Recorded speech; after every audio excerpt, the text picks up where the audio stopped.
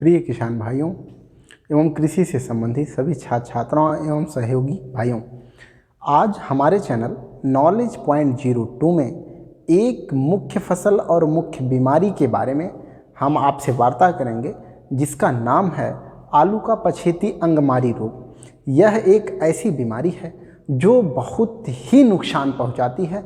आपकी फसल का 70 से 90% तक नुकसान पहुंचा देती है, जिसका सामान्य नाम है लेट ब्लाइट ऑफ पोटैटो। यह बीमारी कवक जनित बीमारी है, जिस कवक का नाम है फाइटोप्थोरा इन्फेस्टेंस। यह एक ऐतिहासिक बीमारी भी रही है, जो आयरलैंड में 1845 में आई थी, जिससे वहाँ की आलू की सभी फसल नुकसान हो गई थी। अन्य जन्य जंतुओं भी प्रभावित हुए थे। उस महामारी को आयरिश महामारी भी कहा जाता है। इस बीमारी का लक्षण, रोग कारक, रोग चक्र तथा नियंत्रण के बारे में हम आपसे कुछ तथ्य साझा करेंगे, जो बहुत ही महत्वपूर्ण है। आप आलू का खेती बाड़ी करते हैं, आलू से संबंधित अध्ययन करते हैं, तो आपके लिए बहुत ही कारगर साबित होने वाला है। ऐसी दशा में सबसे पहले हम पढ़ते हैं कि रोग कारक क्या है। आलू का पछेती अंगमारी कवक जनित बीमारी है, जो कवक फाइटोप्थोरा इन्फेस्टेंस नामक कवक लगाता है, तथा इस बीमारी के प्रमुख लक्षण इस प्रकार से हैं। आलू की फसल में फूल आने के कुछ दिन पहले लेट ब्लाइट स्टार्ट होता है। हम आपको अपनी स्क्रीन पर दिखाएंगे कि रोग के कैसे लक्षण आते हैं। तो सर्वप्रथम पत्तियों पर यह आलू का लेट ब्लाइट सिम्टम देखिए, स्क्रीन पे नॉर्मली कंडीशन में आपको दिख जाएगा कि पत्ती पर अनियमित आकार के, वृत्ताकार, गोलाकार, अनियमित आकार के विभिन्न प्रकार के धब्बे दिखाई देने लगते हैं। ये धब्बे हल्के पीले, धुंधले, हरे रंग के, भूरे काले रंग के, बैगनी रंग के बहुत सारे प्रकार के दिखते हैं। इन धब्बे या जो स्पॉट आता है वह दो प्रकार का होता है। एक को हम कहते हैं गीला बिगलन, वेटेड ब्लाइटेड, दूसरे को कहते हैं शुष्क बिगलन, ड्राई ब्लाइटेड।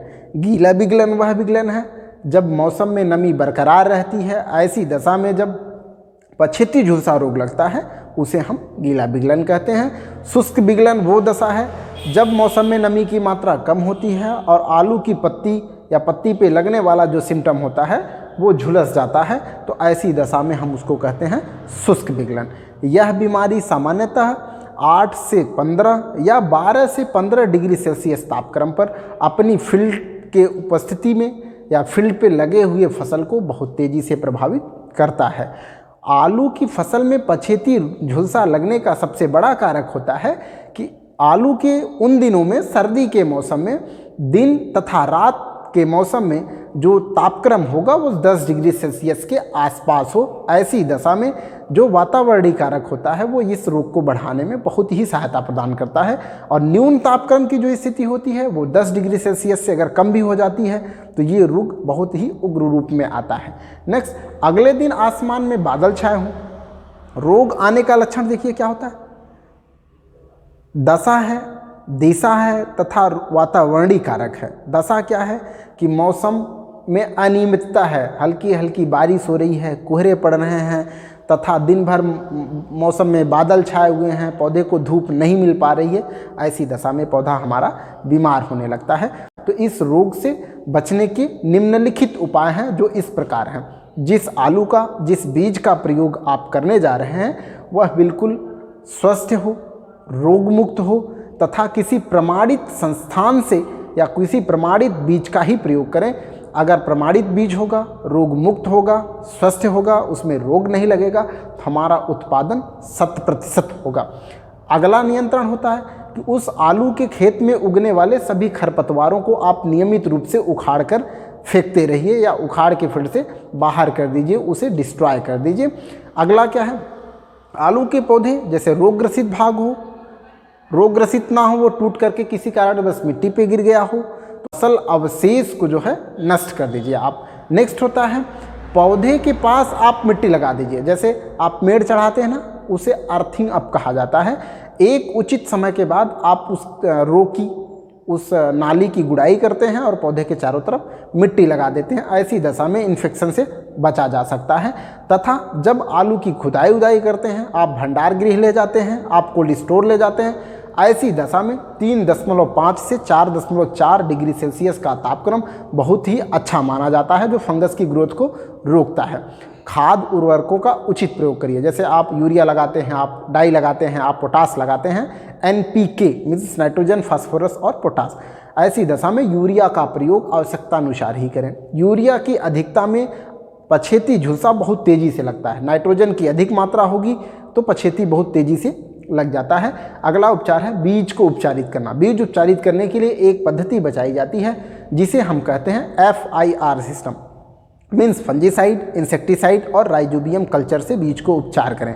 ऐसे में कवकनाशी, कीटनाशी और राइजोबियम क्या होता है उसको समझिए। कुछ हम दवाओं का नाम बताते हैं, उससे आप आलू के कंद को उपचारित करके बुआई करने से इस रोग से बच सकते हैं। जैसे उसमें आता है एगलाल 6, जैसे आता है एरिटॉन, टेफासॉन के 0.2% सोल्यूशन को बनाइए। उसमें उस कंद को, आलू के जो कंद आते हैं, ट्यूबर आते हैं, उसको 2 मिनट के लिए डीप कर दीजिए, फिर उसे निकाल के सुखा लीजिए, फिर आप उसकी बुआई करिए तो आप रोग से 99% बच सकते हैं।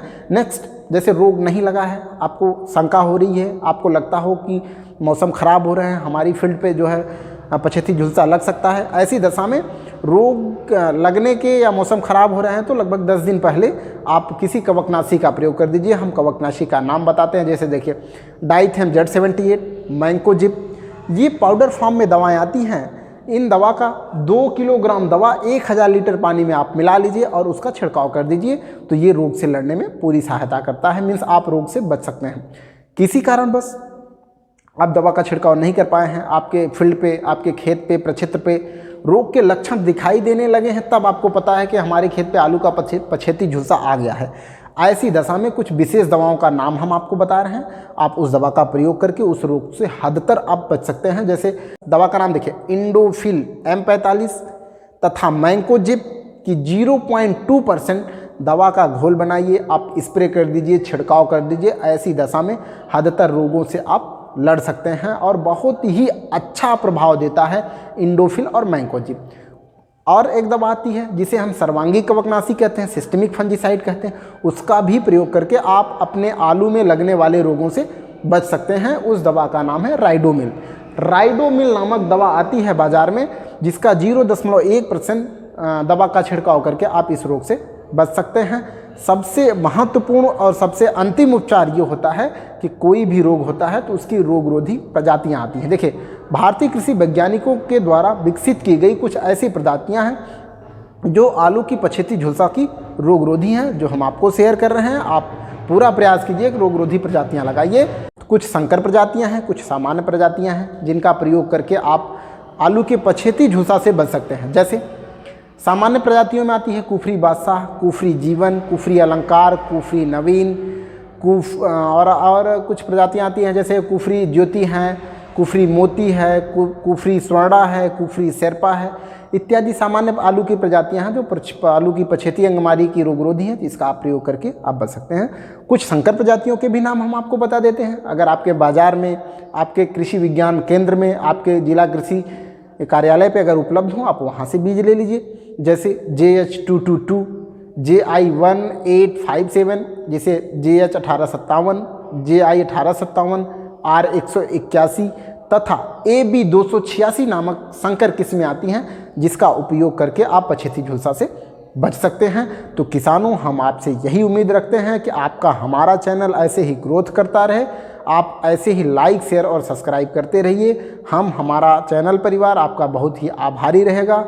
हमारा ज्ञान आपको ज्ञानवर्धक लगता हो, हमारा दिया गया जो टर्म है आपको ज्ञानवर्धक लगता हो, तो हम आपके आभारी रहेंगे। आप कमेंट्स करके हमें अपनी प्रतिक्रिया देते रहिए। ऐसे में हम आपके आभारी हैं। बहुत बहुत धन्यवाद। Thank you.